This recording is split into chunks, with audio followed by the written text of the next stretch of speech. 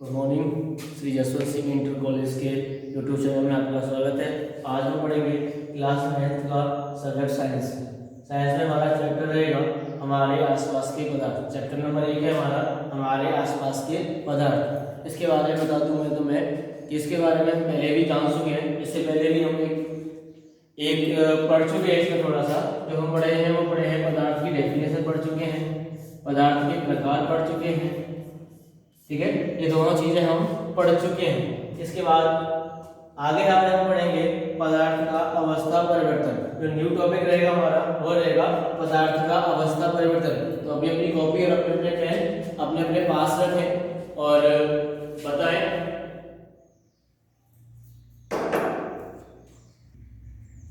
ठीक है, तो आज का टॉपिक रहेगा वो रहेगा पदार्थ का अवस्था परिवर्तन। पदार्थ के बारे में और उसके प्रकार के बारे में हम पहले पढ़ चुके हैं। तो देखिए पदार्थ का अवस्था परिवर्तन कैसे होता है। पदार्थ जो है वो अपनी अवस्था में परिवर्तन करता है। ठोस का द्रव में परिवर्तन, द्रव का गैस में परिवर्तन, ठोस का गैस में परिवर्तन, द्रव का गैस में परिवर्तन, या द्रव का ठोस में परिवर्तन, या गैस का द्रव में और गैस का ठोस में परिवर्तन।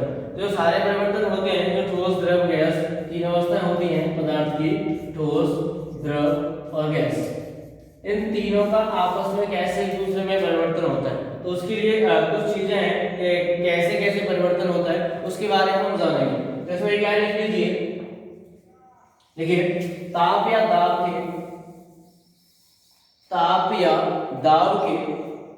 प्रभाव के कारण, ताप या दाब के प्रभाव के कारण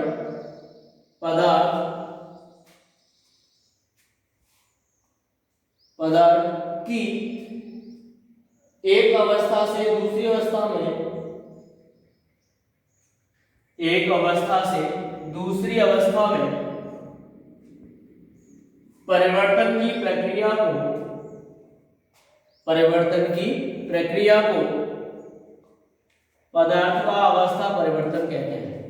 पदार्थ का अवस्था परिवर्तन कहते हैं। मैं एक बार फिर रिपीट कर रहा हूं। ताप या दाब के प्रभाव के कारण पदार्थ की एक अवस्था से दूसरी अवस्था में परिवर्तन की प्रक्रिया को पदार्थ का अवस्था परिवर्तन कहते हैं। ताप या दाब के प्रभाव के कारण, किसके कारण? ताप या दाब के प्रभाव के कारण, ताप या दाब के प्रभाव के कारण। ठीक है, ताप या दाब के प्रभाव के कारण पदार्थ की अवस्था में परिवर्तन को ही पदार्थ की अवस्था परिवर्तन कहते हैं। मींस कहने वाले ताप या दाब, या तो टेम्परेचर होगा या प्रेशर होगा, जब ये बढ़ेगा किस पे बढ़ेगा? हमारे इन प्रकारों पे, ठोस द्रव गैस पे। तो ये पदार्थ है, ठोस द्रव गैस जो भी क्या है पदार्थ है। जब इस पे ताप का और दाब का प्रभाव बढ़ेगा तो ये क्या करेगा? अपने एक रूप से दूसरे रूप में चला जाएगा। जब दूसरे रूप में जाएगा, जब ये दूसरे रूप में पहुंच जाएगा तो तभी तो कहलाएगा हमारा अवस्था परिवर्तन। क्या कहलाएगा? हमारा अवस्था परिवर्तन। ठीक है, तो देखिए अवस्था परिवर्तन में कुछ पद होते हैं या कुछ स्टेप्स होते हैं। जब ये अवस्था परिवर्तन होता है तो कुछ स्टेप्स होते हैं, तो हम उनके बारे में जानेंगे। नंबर 1 है हमारा गलन एवं गलनांक। गलन एवं गलनांक, गलन एवं गलनांक। नंबर 1 गलन एवं गलनांक। लिखिए इसमें थोड़ा सा।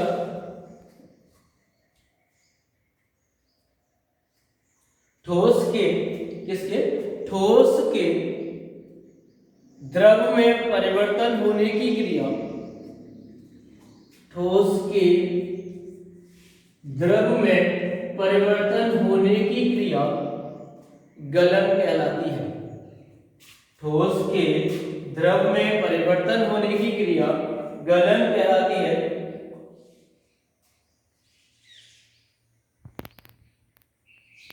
उसके बाद लिखिए वह न्यूनतम ताप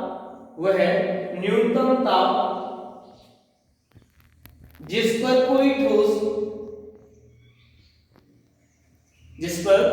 कोई ठोस एक वायुमंडलीय दाब पर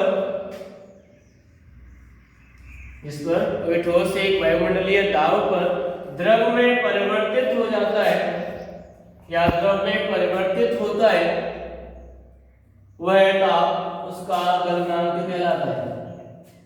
ठीक है, मैं एक बार फिर रिपीट कर रहा हूं कि ठोस का द्रव में परिवर्तन ही क्या कहलाता है, हमारा गलन कहलाता है। ठोस का द्रव में परिवर्तन क्या कहलाएगा, हमारा गलन कहलाएगा। और वह न्यूनतम ताप या वह ताप जिस पर ठोस द्रव में परिवर्तित होता है, ठोस है द्रव में परिवर्तित होगा तो क्या कहलाएगा, हमारा गलनांक कहलाएगा। ठीक है, जो टेम्परेचर होगा, मान के चलिए जैसे हमारे पास बर्फ है, H2O है हमारा सॉलिड स्टेट में, इसमें है सॉलिड में, ठोस अवस्था में पानी है और पानी की बर्फ जमी हुई है। अब हमें ये द्रव में करना है, किसमें लेना है, H2O, किसमें लेना है, लिक्विड में लेना है, एक्वस में लेना है, जलीय विलयन में लेना है। तो मान लीजिए हमारा 100 डिग्री सेल्सियस पे हुआ, कितने पे हुआ, 100 डिग्री सेल्सियस पे हुआ। तो जो ये ठोस जो द्रव में परिवर्तित हो गया वो तो हो गया हमारा गलन, लेकिन जो 100 डिग्री सेल्सियस जो हमारा टेम्परेचर है वो होगा हमारा क्या, गलनांक होगा। क्या होगा, गलनांक होगा। कहने का मतलब ये है कि वह जब ठोस द्रव में परिवर्तित होता है, जब ठोस द्रव में परिवर्तित होता है तो वह प्रक्रिया गलन कहलाती है। लेकिन ठोस जिस ताप पर गलन में परिवर्तित होता है वो हमारी क्या कहलाती है, गलनांक कहलाती है।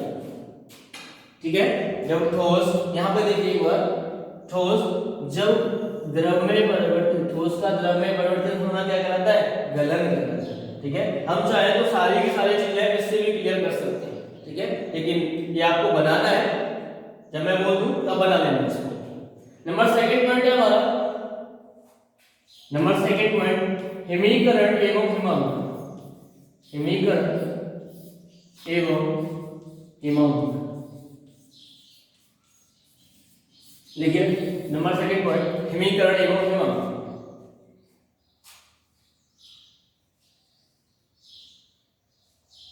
ठीक है, ये इसका जो गलन है वो गलनांक था उसका जस्ट अपोजिट है।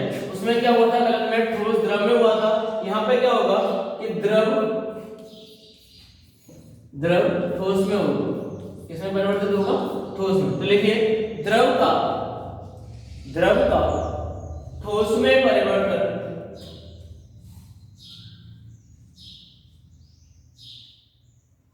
हिमीकरण कहलाता है। द्रव का ठोस में परिवर्तन हिमीकरण कहलाता है।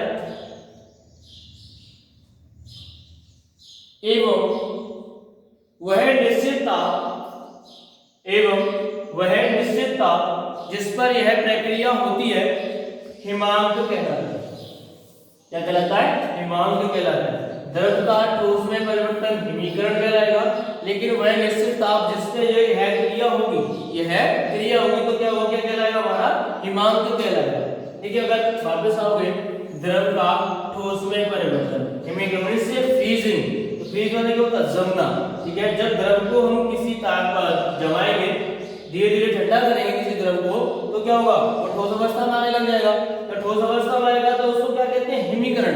लेकिन जिस ताप पर वो आएगा वो कहलाएगा हमारा हिमांक। ठीक है, 2 पॉइंट हमने क्लियर कर लिए हैं। नंबर थर्ड पॉइंट, बढ़ते हैं तीसरे पॉइंट की तरफ।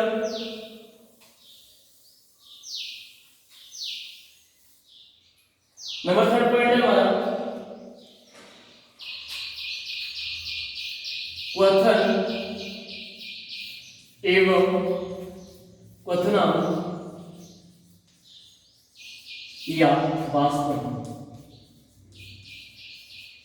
नोट कर लिए, क्वथन एवं क्वथनांक या वाष्पन। मैं फिर रिपीट कर रहा हूं, नंबर थर्ड पॉइंट, क्वथन एवं क्वथनांक या वाष्पन। लिखिए, इसमें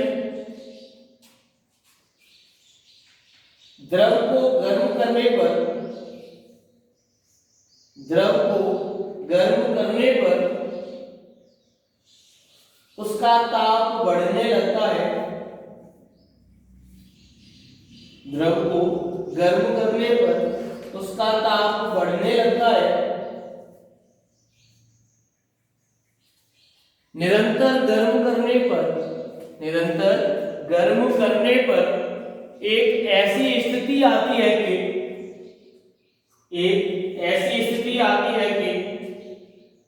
जहां द्रव का ताप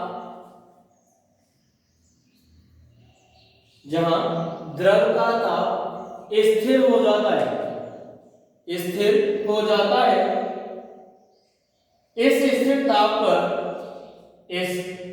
ताप पर द्रव के भीतर बुलबुले उठने लगते हैं। इस स्थिर ताप पर द्रव के भीतर बुलबुले उठने लगते हैं। इस क्रिया को क्वथन कहते हैं। क्या कहते हैं? इस क्रिया को क्वथन कहते हैं। तथा जिस ताप पर यह क्रिया होती है उसे क्वथनांक कहते हैं। जिस ताप पर यह क्रिया होती है उसे क्वथनांक कहते हैं। कहने का मतलब यह कोई द्रव है, यदि हम उसको गर्म कर रहे हैं, जैसे कोई द्रव है उसे हम किसमें मान लो हम गैसीय अवस्था में लेना चाह रहे हैं उसको, ठीक है, तो गैस अवस्था के लिए हमें क्या करना होगा? उसे गर्म करना होगा। जब हम उसे गर्म कर रहे हैं तो एक ऐसी स्थिति आती है कि उसमें से बुलबुले उठना स्टार्ट हो जाता है। क्या स्टार्ट हो जाता है? बुलबुले उठना स्टार्ट हो जाता है। तो वो प्रक्रिया जहां बुलबुले उठना स्टार्ट हो जाए वो क्या कहलाएगी? हमारी क्वथन कहलाएगी।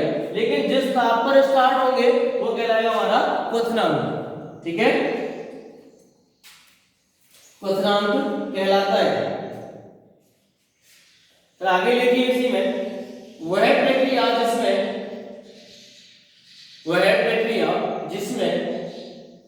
एक निश्चित ताप तथा दाब पर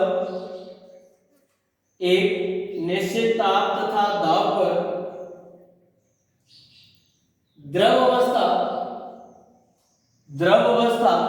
गैस में परिवर्तित हो जाती है।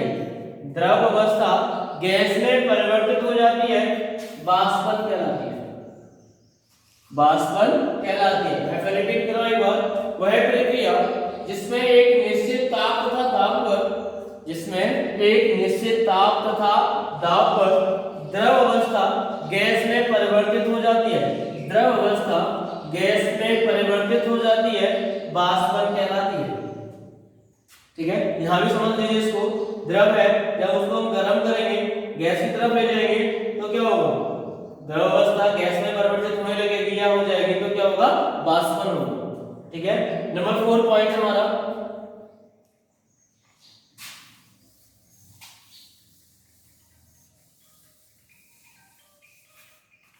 Number 4 point ऊर्ध्वपातन।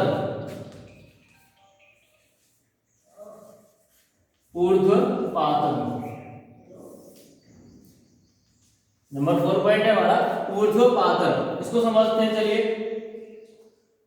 लिखिए इसमें। कुछ ठोस ऐसे भी होते हैं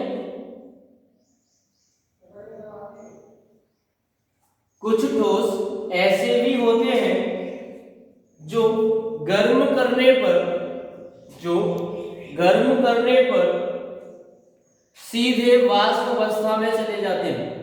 कुछ ठोस ऐसे होते हैं जो गर्म करने पर सीधे वाष्प अवस्था में चले जाते हैं। कहां चले जाते हैं? सीधे वाष्प अवस्था में। द्रव अवस्था में नहीं जाते, सीधे वाष्प अवस्था में चले जाते हैं। तथा ठंडा करने पर पुनः वाष्प से ठोस अवस्था में आ जाते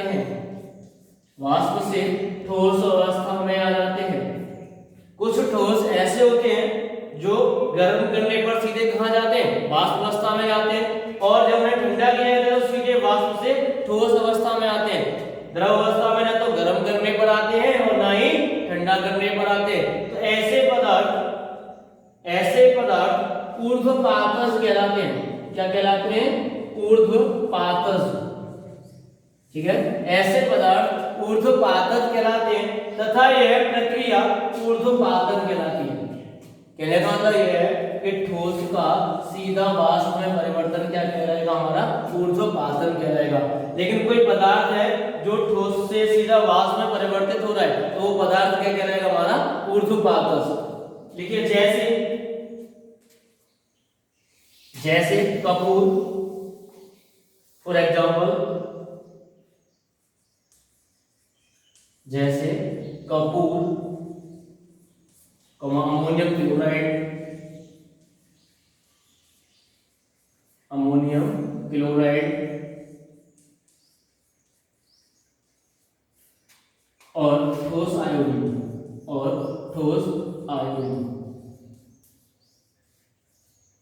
ठीक है। देखिए कपूर एक ऐसा पदार्थ है जिसे हम गर्म करते हैं तो सीधा कहाँ जाता है, ठोस अवस्था से सीधा वाष्प अवस्था में जाता है, द्रव अवस्था में नहीं जाता। ठीक है, अब यहाँ पे समझ लीजिए थोड़ा सा इसको कि देखिए जब हम ठोस को गर्म करते हैं तो वो कहाँ जाता है, द्रव अवस्था में। जब द्रव अवस्था में जाएगा तो वह प्रक्रिया हमारी क्या कहलाएगी, गलन। लेकिन जिस ताप पर वो द्रव अवस्था में परिवर्तित होगा वो कहलाएगी हमारी गलना। जब द्रव को हम ठंडा करते हैं तो वो ठोस अवस्था में परिवर्तित होता है, तो क्या कहलाती है हमारी प्रक्रिया, हिमीकरण। लेकिन जिस ताप पर होगा वो कहलाएगा हमारा हिमांक। ठीक है, अब वाष्पन, जब हम द्रव को गर्म करते हैं तो सीधा गैस अवस्था में परिवर्तित होता है, तो क्या कहलाती है हमारी, वो वाष्पन कहलाती है। ऐसे ही जब गैस को थोड़ा ठंडा करेंगे और द्रव अवस्था में आएगी तो प्रक्रिया हमारी कहलाएगी संघनन। अब देखिए ठोस पदार्थ सीधा गैस अवस्था में जा रहा है, गर्म करने पर द्रव में नहीं जा रहा, तो वो प्रक्रिया क्या कहलाएगी हमारी, ऊर्ध्वपातन कहलाएगी। ठीक है, अब ठोस गैस अवस्था से सीधा वो ठोस अवस्था में आ रहा है, ये कहलाएगी हमारी दृढ़ीकरण अवस्था। क्या कहलाएगी हमारी, दृढ़ीकरण अवस्था। अभी आप ये बना लीजिए, बनाइए, फिर आगे बढ़ते हैं।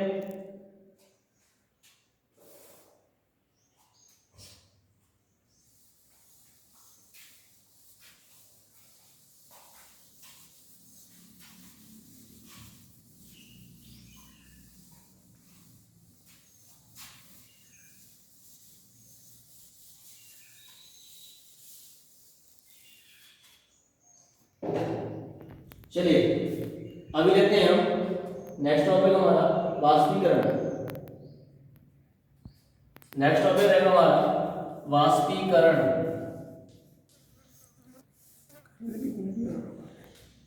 ठीक है, लास्ट टॉपिक है ये चैप्टर का वाष्पीकरण। इसके बाद ये चैप्टर खत्म हो जाएगा।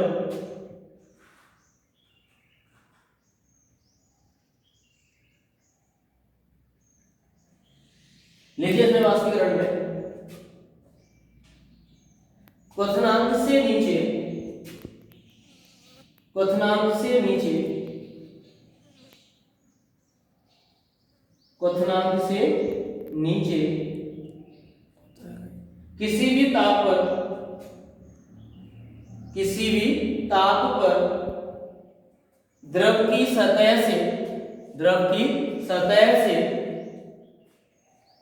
द्रव के कणों, द्रव के कणों के वाष्प में परिवर्तन की क्रिया, वाष्प में परिवर्तन की क्रिया वाष्पीकरण कहलाती है। मैं एक बार फिर रिपीट कर रहा हूं, क्वथनांक से नीचे किसी भी ताप पर द्रव की सतह से, द्रव की सतह से द्रव के कणों के वाष्प में परिवर्तन की क्रिया वाष्पीकरण कहलाती है। ठीक है, अब देखिए या बता दूं मैं तुम्हें, वाष्पीकरण और क्वथन दोनों हमें एक जैसे दिखाई देते हैं। वाष्पीकरण और क्वथन दोनों हमें एक जैसे दिखाई देते हैं। इसके लिए बता दूं मैं तुम्हें कि हमें समझना होगा वाष्पीकरण, इनमें डिफाइन करने के लिए हमें इन दोनों में अंतर समझना होगा। इसमें वाष्पीकरण और क्वथन। ठीक है, चाहो तो आगे सकते हो, वाष्पीकरण तथा, वाष्पीकरण तथा क्वथन में अंतर,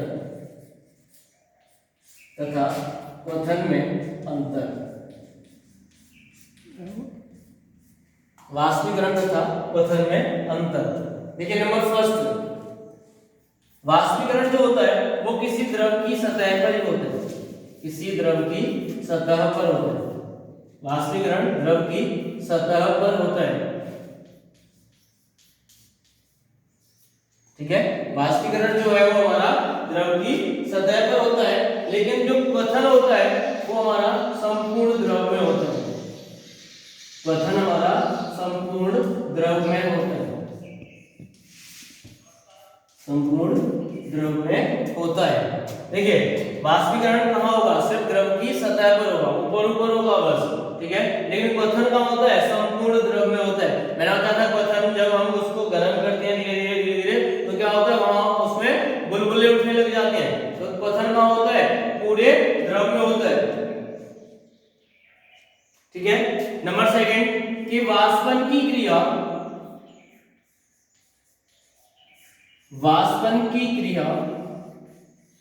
प्रत्येक ताप पर होती है, प्रत्येक ताप पर होती है। वाष्पन की क्रिया प्रत्येक ताप पर होती है, जबकि क्वथन की क्रिया एक निश्चित ताप पर होती है। क्वथन की क्रिया सीधे खड़े एक निश्चित ताप पर होती है, एक निश्चित ताप पर होती है।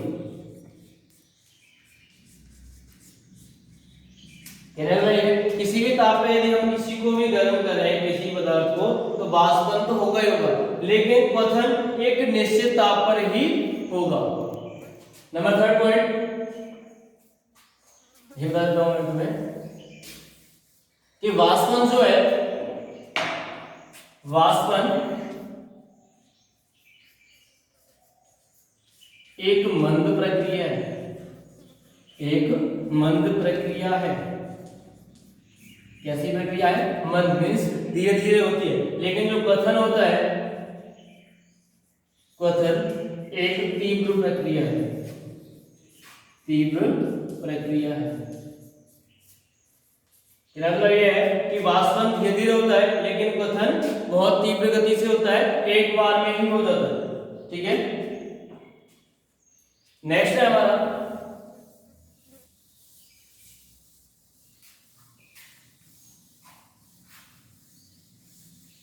वाष्पीकरण। तो हम पढ़ ही रहे, थोड़ा सा और जान लें इसके बारे में। नेक्स्ट है हमारा वाष्पीकरण के दैनिक जीवन में प्रभाव, के दैनिक जीवन में प्रभाव।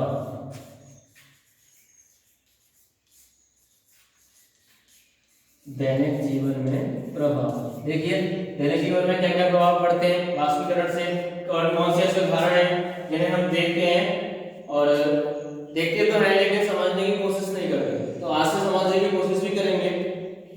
जैसे नंबर फर्स्ट है कि गीली चादर का धूप में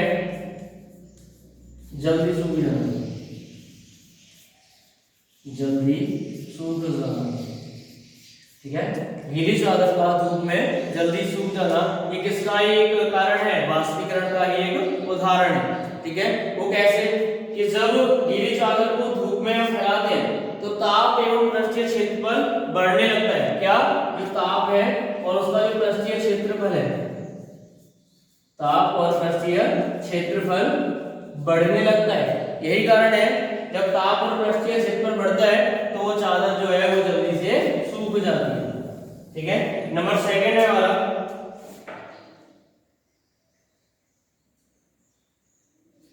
स्प्रिट या पेट्रोल, स्प्रिट या पेट्रोल, स्प्रिट या पेट्रोल को हथेली पर रखने पर, को हथेली पर रखने पर, को हथेली पर रखने पर ठंडा महसूस होना, ठंडा महसूस होना। स्प्रिट या पेट्रोल को हथेली पर रखने पर ठंडा महसूस होना। क्यों? क्योंकि पेट्रोल जो है वो अत्यधिक वाष्पशील द्रव है, ठीक है। इसे हथेली पर रखने पर क्या होता है? ये शीघ्रता से उड़ जाता है और जो इसी वजह से हमें हमारी हथेली जो है वो हमें ठंडी महसूस होती है। नंबर थर्ड है